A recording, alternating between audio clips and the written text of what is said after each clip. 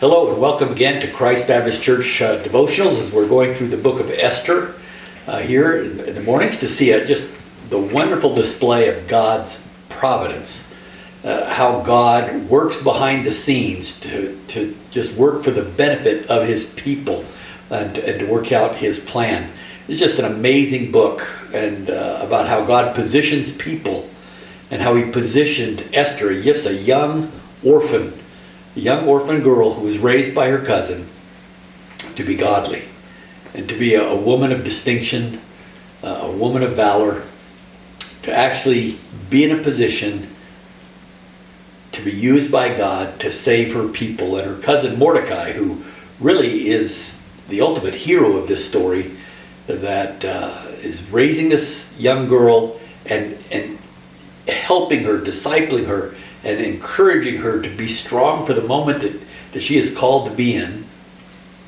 And as well as he is leading with his cousin Esther, both of them lead to save the nation. And we've seen from chapters 1 through 6 how the stories unfolded with King Xerxes getting rid of his wife and then just randomly selecting all of the beautiful women of his provinces to just select Esther and have her uniquely positioned to be the queen. Queen over the Persian Empire is a Jew. Imagine that, back several thousand years ago. And that's how it worked out.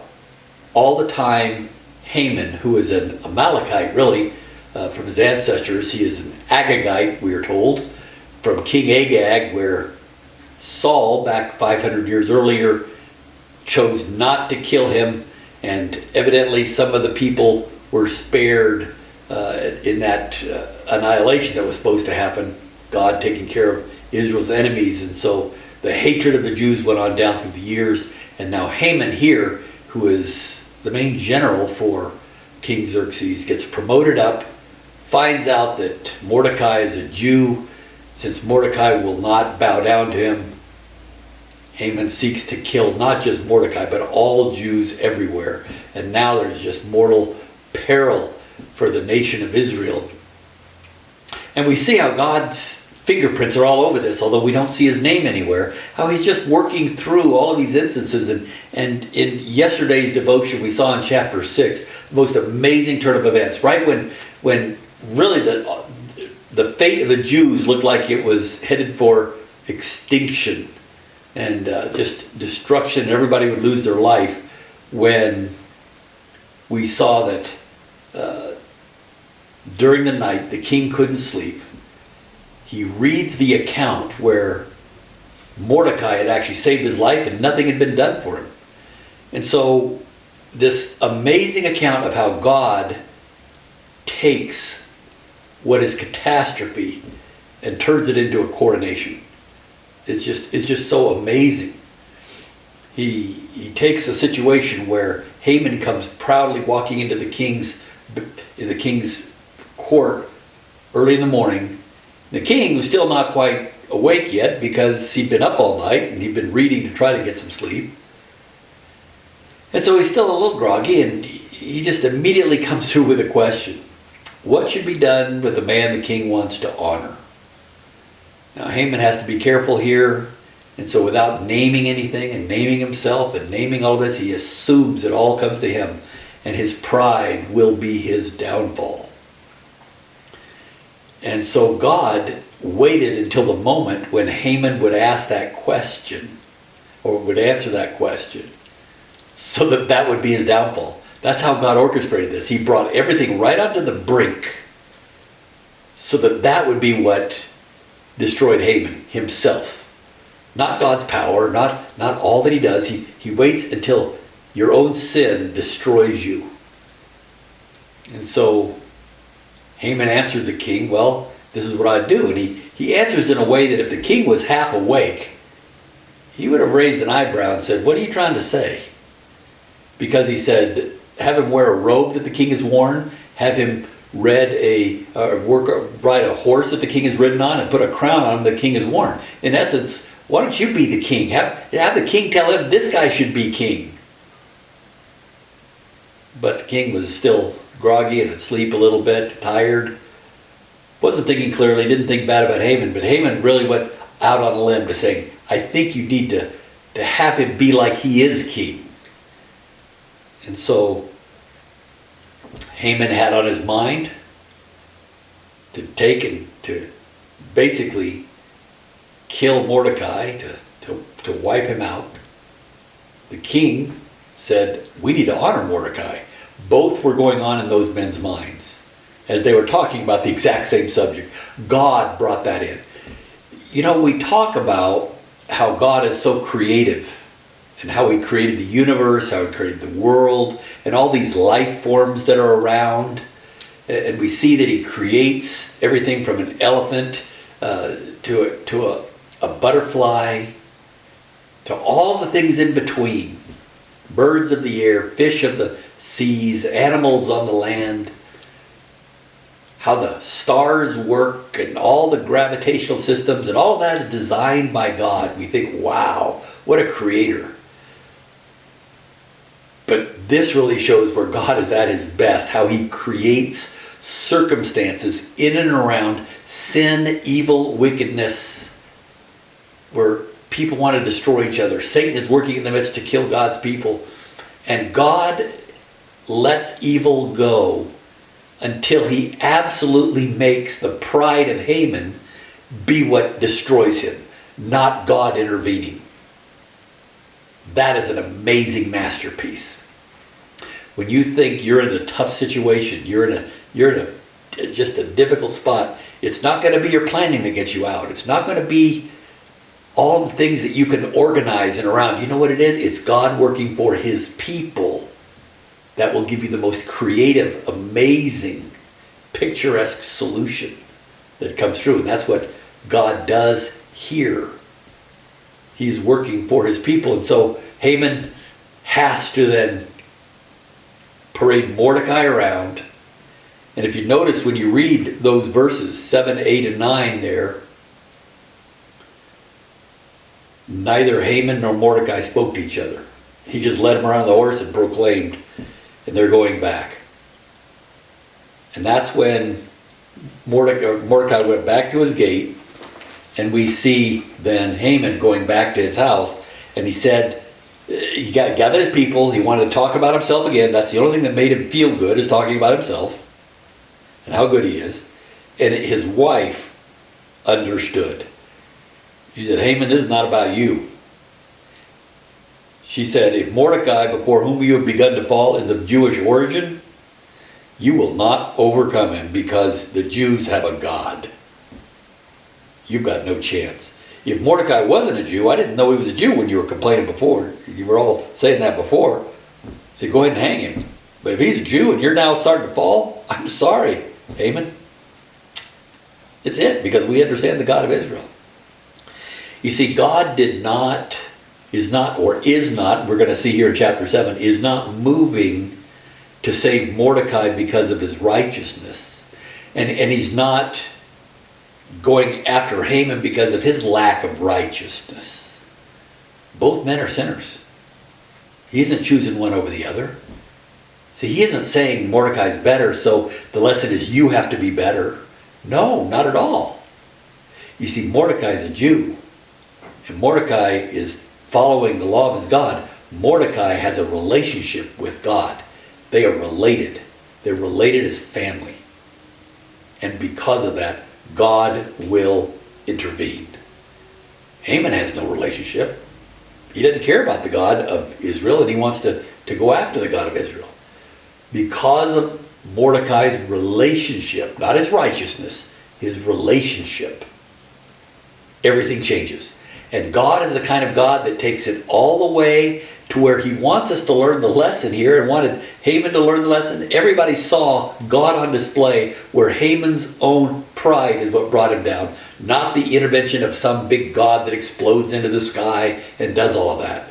That would be way too easy. God is a God who brings a very complicated, well-planned situation to come in to actually cause evil to consume itself. That's how God works. And that brings us to chapter 7, where we have now, as we ended with chapter 6, verse 14, I like this. The pace, as I said, lies, evil gets going, and truth is still trying to figure out how to put its shoes on. And truth is not getting up and going. That's why we wonder why the wicked prosper and they go. When truth comes, it comes speedily, quickly, and everywhere you turn, you're boxed in. Here's Haman now, coming in already full of pride to the king. I'm ready to be out. First I want to kill Mordecai, and wow, the king is going to honor me. And he ends up, oh man, I've got to honor Mordecai. Now I can't even kill him because now I've just had to honor him. And going back, and now what do? I've just talked to my wife, and she's saying, if this is the God of Israel, you got no chance. And now when he's just thinking about it, verse 14 tells us how truth is now catching up. While they were still talking with him, the king's eunuchs arrived and hastily brought Haman to the banquet which Esther had prepared. Here they come. Time is marching on. Just when you're ready for the big appointment and all that, and you find out you're not ready, you left everything behind, now what's going on? And oh, by the way, you're trying to recover, it's up, time for you. Let's go. Time is marching on now. Truth has caught up. Verse 1, now the king and Haman came to drink wine with Esther the queen. And the king said to Esther on the second day, this is the second banquet that Esther is giving, also as they drank their wine at the banquet. So what is your petition, Queen Esther? It shall be granted you. And what is your request? Even to half of the kingdom it shall be done. The king's pretty excited here. This is the second banquet Esther is giving for me. This is great. So Haman, man, he gets to be here to witness it. The king's just as proud as Haman was, but now Haman's not. Haman's kind of wondering what's going on. Now she's ready. See, it was too soon yesterday for her to be able to clearly give this out. The king wasn't ready. See, God put it on Esther's heart, put her banquet, a pre-banquet, and then another banquet, so that God would overnight give the book of the Chronicles about Mordecai to him. And so now the king is excited. What do you want, my dear? And then Queen Esther replied, if I found favor in your sight, O king, if it pleases the king, let my life be given me as my petition, and my people as my request. Well, that's a strange way to start off. I've got something I want to ask you that's really important. King's saying, great, what is it? Do you want that pasture land out there, honey? I'll give that to you. Do you want that seaside pavilion? I'll give that to you. Do you want your own ship? I'll give that to you. What would you like? She says, oh, please, O great king, spare my life and my people. Don't kill me. That's her request. So she says, let my life be given me as my petition. She goes on. She's not done. Verse 4, for we have been sold, I and my people, to be destroyed, to be killed, and to be annihilated. Now here's where she really is clever. Already the king's saying, what are you talking about? You're here with me. You are safe. I'm protecting you. She says, we've been sold, I and my people, to be destroyed. And here's what she says. Now, if we had only been sold as slaves, men and women, I would have remained silent, for the trouble would not be commensurate with the annoyance to the king. I like those words. Fancy words. She says, you know what? If we'd have just been sold as slaves, I'd have been quiet, because you're too important a person to bother with something like that your queen actually got sold as a slave. See, she understood. Power of royalty. And then King Ahasuerus asked Queen Esther. He is shocked. I mean, he already read something big about Mordecai earlier in the night, and now he's coming through and everything's great. He's kind of feeling good about himself, feeling good about Mordecai. Here it is, this big thing. I'm going to be able to give my wife something, make her happy. And now she's saying she's going to die. About something about being sold, which I have no idea what she's talking about. And so King Ahasuerus asked Queen Esther, who is he and where is he who would presume to do this? So you see this? She orchestrated it saying, I'm not telling you who, I'm not even telling you about the command that was given, that was put out there everywhere in Susa. I'm not talking about that. That happened a few weeks before. I'm not talking about that. I'm just saying, I and my people have been sold and we're going to be destroyed. Please don't let that happen. My husband, my king, me and my people are going to be destroyed. So he's right away, what are you talking about? Who is he and where is he? I'm going to defend you. Esther turned. You could see this right there at the banquet table. Haman is listening to this. He can't believe what he's hearing. He had no idea she was a Jew. No idea. And she's now saying she's going to be destroyed. He's probably wondering just as much as the king is, because he has no idea she's a Jew. He's thinking there's some other plot. Well, we're going to hear about some other thing. Maybe I'll be able to go help defend the queen. She turns slowly, and Esther said, a foe and an enemy is this wicked Haman. Then Haman became terrified before the king and queen. Haman. Well, Haman knew only one thing. He said, kill all the Jews. He got the king to sign off on it. Now the king is furious because he realized, I'm the guy who actually funded this. I'm actually going to kill my queen. Oh, the king is upset. He never wanted that to happen. But Haman came with his great plan. So the king is just, he sees it as Haman and it's his plan. And we made it signed by the king, the law of the Medes and the Persians. Well, the king arose in his anger from drinking wine and went into the palace garden. He's no longer merry with wine, that's for sure. But Haman stayed to beg for his life for Queen Esther, for he saw that harm had been determined by the king. He saw how mad the king was, and he was angry. Because the king realized he'd been duped into killing his queen, the one he loved and treasured above all else. And he knew that Haman had done this. He didn't care that she was a Jew. That didn't bother him. What bothered him was he got tricked into this plan. So he went out in the palace garden. So he's out there for a little bit to cool off.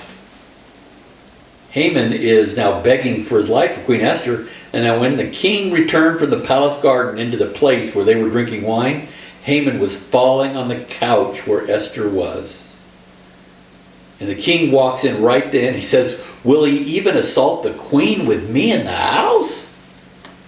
Oh, now the king's like, now I know you really hate the Jews, because now you're trying to attack her right here in front of me. You're not even talking about it. As he's grabbing onto her feet, he says, oh, Queen Esther. And the king walks in. You are attacking you're assaulting my wife. You're assaulting the queen with me in the house. It's not like you're doing it secretly somewhere. Now, again, look how fast truth moves. How fast it moves when it gets going. When truth starts to happen, and one truth exposes a lie, and exposes another lie, exposes another lie, and the darkness cannot comprehend it, and it just unfolds like that. Remember how fast it was they hastily brought Haman to the banquet? Now here they are at the banquet. Esther gives her plea. The king is confused and he's upset. She says, it's Haman, the wicked foe there. And the king is now upset, realizing he'd been duped into killing his queen. He goes outside. When he comes in, he sees Haman out there dragging on. But the eunuchs are all around. They're serving tables. They're doing all that. They're all around. They're not making a move because they understand you don't mess around with King Xerxes. They're sitting around just waiting. They have to wait. And the right timing. And so as soon as the king said that, will he even assault the queen with me in the house? And I like this very next sentence. As the word went out of the king's mouth, they covered Haman's face. They put a bag over his head. They put a sack over his head. Let me guess. I think the eunuchs were planning to do that. I think they understood very quickly what to do. I think they knew Haman. I think they knew Haman for who he was. They knew Esther for who she was, and they really appreciated her. They knew Mordecai for who he was, and he'd just been honored by the king. They knew what was going on. They knew Haman was just as wicked as wicked could be. They understood that, but they're not going to open their mouth. But as soon as the word came out of the king's mouth, boom, just like that. A big gunny sack over his head. That's truth. Swallowing the darkness. And not only that, verse 9, right after they put a bag over his head, Harbona, one of the eunuchs who was before the king, that happens to be a key eunuch, He turns and says, oh, behold, indeed, the gallows standing at Haman's house 50 cubits high, which Haman made for Mordecai, who spoke good on behalf of the king. They knew what was going on. But they're not going to say anything because King Xerxes is in charge. But notice how God moves all the pieces into place. He moves everything there, that as you are patient, standing with faith, just like Jesus in the garden, standing and waiting with faith, as he drew people to him, the thief on the cross, and drew him to him, and became the ultimate victor, could stand. This is Moses with Israel as the Egyptians were coming. Stand and watch the glory of the Lord. This is Elijah with his servant saying, open his eyes so that he can see that there are more that are for us than are for them. And he can see chariots of fire everywhere around. That's what this is. This is Jehoshaphat going out when he's being surrounded by people. And he goes out with the choir and God kills everybody. This is the angel of the Lord who in one moment, one stroke, killed 186,000 Assyrians in Isaiah 37. That's what this is. Brings you right to the moment of terror and panic. And he says, watch how I work for my people. And he did. And even to the point when they put a bag over Haman's head, the eunuchs already knew that Haman had built the gallows. They already knew that. That was secret family information. The eunuchs knew it. And he said, oh, by the way, king, there happens to be a gallows that you could hang Haman at in his house. And he actually built it to kill Mordecai, the one who saved your life that you had paraded out just this morning. Truth. It comes out and it just destroys the darkness of the lie. He just says, behold, indeed, the gallows standing at Haman's house 50 cubits high, which Haman made for Mordecai, who spoke good on behalf of the king. And the king said, hang him on it. So they hanged Haman on the gallows, which he had prepared for Mordecai, and the king's anger subsided. How about that for a moment? Just, if you were there to watch it like in a movie, it's the most amazing scene, going from the destruction of the Jews and the tension of that, Esther holding her ground to go in before the king with her life at risk. He accepts and he says, what would you want? He says, come to a banquet. She brings him to the banquet with carefully chosen words to say, this is just a pre-banquet. I want to ask you the real question in the real banquet. We haven't had time to prepare it. I just needed time to get your attention to say, could you do this for me? And he said, yes, it's great. And now Haman's all anxiously so waiting for it. God got Haman's pride so worked up and so built up that when the king asked him a question that God had been preparing the king for, Haman's own pride got him prepared for a major embarrassment, humiliation, and defeat. I would actually have this one be like the king. King says, do so for Mordecai. Haman doesn't know what to do, and he's so lamenting with his house. They just say, you're in trouble now. And as soon as they said, you're in trouble with Israel's God, here come the eunuchs. We got to go. Move, move, move. Haman had no chance to plan. He had no chance to recalculate. He had no chance to make any more moves. All he could do was go with where they were taking him. Went to the banquet. Well, maybe this will go better. Maybe it'll go better with Esther and the queen. Maybe we're sitting there. And then she just says, my one petition is, I'm going to die. My people are going to die. If we would have been sold as slaves, O king, I never would have bothered you. King is like, who in the world would do this? And I will be your protector. She just turned and looked at Haman is our foe. As soon as that happened, Haman melted like butter. Melted like butter. King goes out. He comes in at the time to see Haman blubbering, all of his pride going down as he's pleading for his life. The king just sees that. He says, this is too much. The eunuchs were ready. They were ready and waiting. They put a bag over his head and they said, oh, by the way, why don't we use the gallows he was using to hang Mordecai? You see, the people understood, although Mordecai was a Jew, he was well respected. Although Esther was a Jew, she was loved as a queen because of who they were as people in God's image. They were the kind of people who submitted to authority, who got along with their neighbors and who lived righteous lives. They were attractive people. So the eunuchs were on their side. That's how truth works. It keeps everybody to understand what the truth is. So in the right time, in the right places, God moves and makes a masterpiece of deliverance. You see, God is a masterpiece in creation. The sun, the moon, the stars, the animals, science he created, mathematics, logic, he created all of that. Time. There was no time before creation, but God existed before time. He created time. He created all of this. But that's not near as amazing as how God creates redemption. He creates redemption to redeem a sinner. Here he redeems his people. Because of his relationship with Mordecai and Esther, he is delivering the people. Because of his relationship with Israel and the Jews, he's delivering them. And he delivers in such a way nobody forgets it. He makes evil turn on itself. God redeems a sinner, and they think they're going to win by killing his son. And that turns into a redemption where he now has resurrected because death could not hold him.